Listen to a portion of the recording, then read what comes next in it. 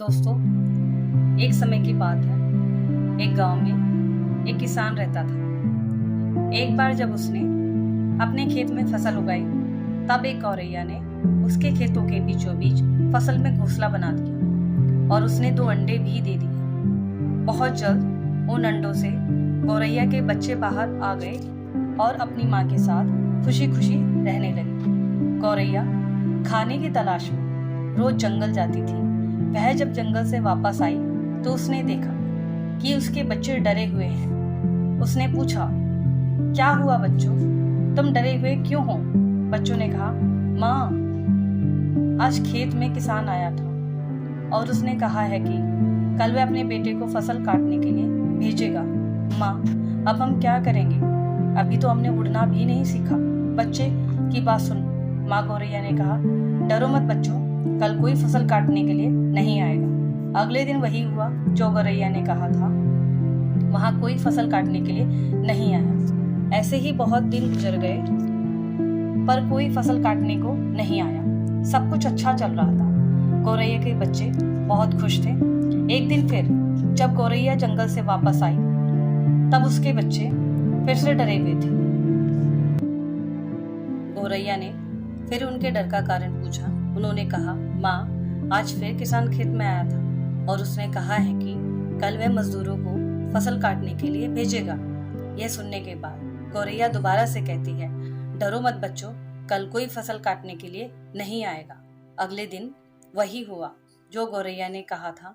कोई वहां फसल काटने के लिए नहीं आया।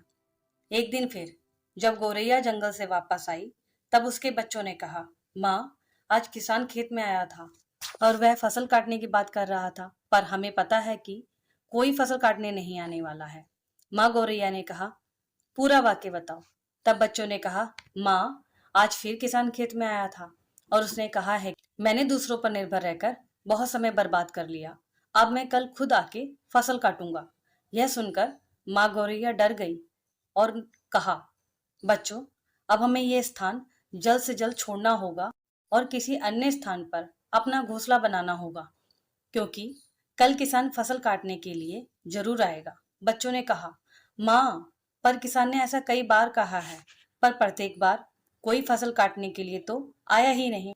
आप इतने सुनिश्चित कैसे हो कि कल किसान फसल काटने के लिए आएगा? माँ गौरैया ने कहा, पहली बार किसान फसल कटाई के लिए अपने बेटे पर निर्भर था। दूसरी बार किसान फसल कटाई के लिए मजदूरों पर निर्भर था। और जब आप अपने कामों के लिए दूसरों पर निर्भर करते हो तो आपका काम कभी पूरा नहीं होता है। पर तीसरी बार किसान ने फसल काटने का खुद निर्णय लिया है, तो वह कल फसल काटने जरूर आएगा।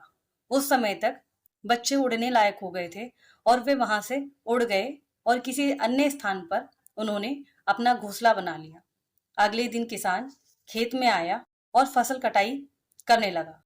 दोस्तों, जो अपने काम के लिए दूसरों पर निर्भर करता है, वास्तव में वो आलसी इंसान होता है। ऐसा इंसान समाज में तिरस्कृत ही होता है। इसका मतलब ये नहीं है कि हमें दूसरों की मदद नहीं लेनी चाहिए, परंतु कोशिश खुद भी करनी चाहिए।